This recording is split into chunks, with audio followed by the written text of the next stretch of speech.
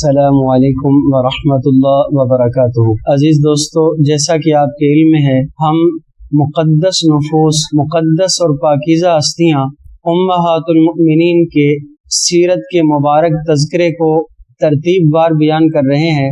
آج ہمارا ٹاپک ام المؤمنین حضرت زینب بنت خزیمہ رضی اللہ تعالی عنہا کے متعلق ہے۔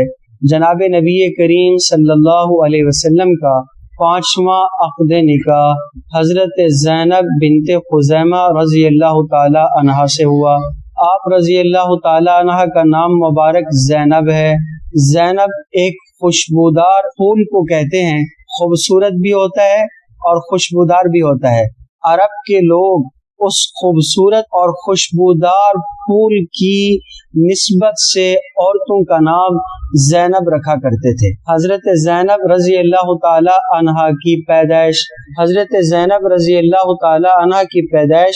بعثت نبوی سے 13 سال قبل 595 عیسوی مکہ مکرمہ میں ہوئی۔ حضرت زینب رضی اللہ تعالی عنہا نام تو زینب تھا، لیکن حضرت زینب رضی اللہ تعالی عنہا کا شمار تاریخ کی ان ہستیوں میں ہوتا ہے جو غریب پروری، مسکین نوازی، رحم دلی، سخاوت اور فیاضی جیسے اوصاف میں نہایت بلند مقام پر فائز ہیں۔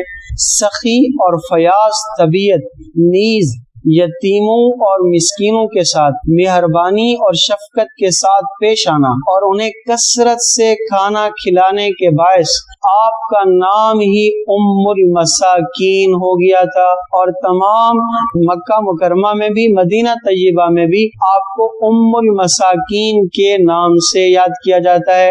ہم سب کو یہ بات بھی معلوم ہونی چاہیے، قرآن کریم حوصلہ افزائی کرتا ہے ان لوگوں کی جو مسکینوں کو کھانا کھلاتے ہیں۔ سورۃ الدہر جو سورۃ الانسان بھی کہلاتی ہے، اس کی آیت مبارکہ ہے وَيُطْعِمُونَ الطَّعَامَ عَلَى حُبِّهِ مِسْكِينًا وَيَتِيمًا وَأَسِيرًا۔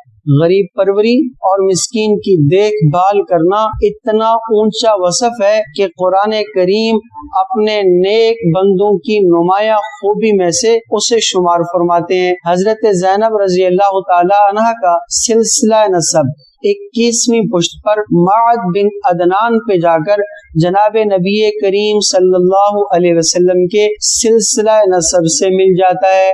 حضرت زینب رضی اللہ تعالی عنہ کی شادی، اس میں متعدد روایت ہیں۔ ایک روایت کے مطابق میں ترتیب بیان کر رہا ہوں۔ ایک روایت کے مطابق آپ کا پہلا نکاح طفیل بن حارث بن عبد المطلب بن عبد مناف سے ہوا، مگر طفیل نے کچھ ہی عرصہ بعد آپ کو طلاق دے دی۔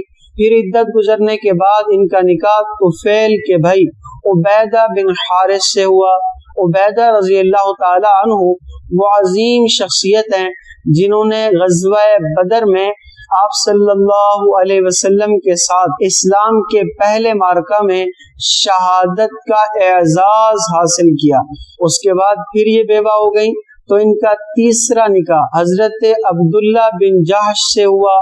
حضرت عبداللہ بن جحش رضی اللہ تعالی عنہ بھی ایک عظیم صحابی تھے، وہ جنگ احد میں شہید ہو گئے۔ اس کے بعد پھر یہ بیوہ ہو گئیں، تو ان کی عدت جب ختم ہوئی، جناب نبی کریم صلی اللہ علیہ وسلم نے انہیں پیغام نکاح بھیجا۔ حضرت زینب رضی اللہ تعالی عنہ نے ایک عجیب سمجھداری اور خوبصورت فیصلہ فرمایا اور ارشاد فرمایا، اے اللہ کے حبیب صلی اللہ علیہ وسلم، میں اپنا معاملہ آپ کے سپرد کر دیتی ہوں، جس طرح آپ مناسب سمجھے میں نے اپنی زندگی آپ کے لیے ہبہ کر دی۔ جناب نبی کریم صلی اللہ علیہ وسلم نے حضرت زینب رضی اللہ تعالی عنہ کو اپنے نکاح میں قبول فرمایا، اور ایک روایت کے مطابق مہر کے طور پر 12 اوقیہ چاندی مقرر فرمائی۔ حضرت عائشہ رضی اللہ تعالی عنہ فرماتی ہیں مجھے بڑی حیرت ہے ان امہات المؤمنین پر جنہوں نے اپنی زندگی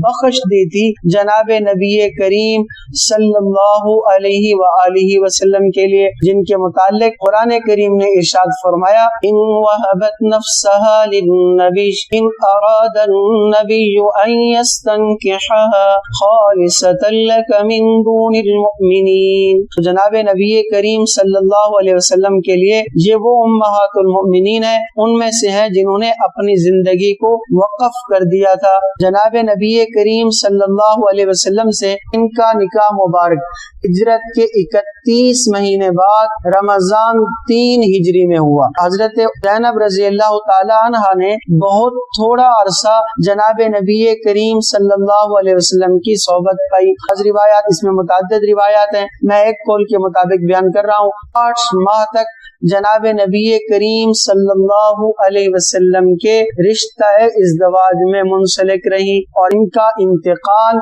ربیع الاخر 4 ہجری میں ہوا۔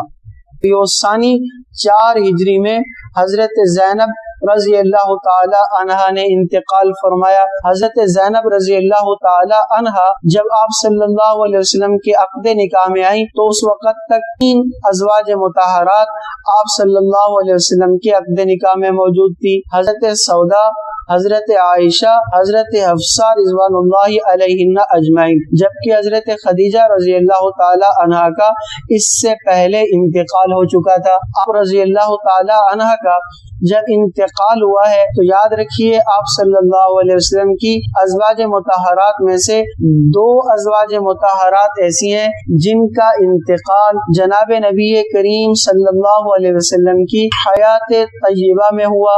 ان سے پہلی حضرت خدیجہ الکبریٰ رضی اللہ تعالی عنہا ہے اور دوسری ازواج مطہرات میں سے حضرت زینب رضی اللہ تعالی عنہا ہے۔ حضرت زینب رضی اللہ تعالی عنہا کا انتقال سن عیسوی کے مطابق 625 عیسوی مدینہ طیبہ میں ہوا اور اس وقت حضرت زینب رضی اللہ تعالی عنہ کی کل عمر مبارک 30 برس تھی اور حضرت زینب رضی اللہ تعالی عنہ کو یہ اعزاز حاصل ہے کہ ازواج مطہرات میں جن کا جنازہ خود آپ صلی اللہ علیہ وسلم نے پڑھایا ان میں حضرت زینب رضی اللہ تعالی عنہ ہیں۔ حضرت زینب رضی اللہ تعالی عنہ کو بھی جنت البقیع میں دفن کیا گیا۔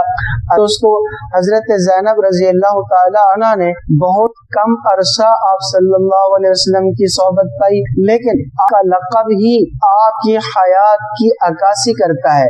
آپ کی سیرت کو ہم نے مشعل راہ بنانا ہے، ہمیں بھی فقراء اور مساکین کے ساتھ مہربانی اور احسان کے ساتھ پیش آنا ہے، ہمیں بھی صدقہ اور خیرات میں خوب کوشش کرنی ہے۔ اللہ سے دعا ہے اللہ ان مقدس ہستیوں کے طفیل ہم سب کی زندگی کو انہی کے نقش قدم پر چلا دے۔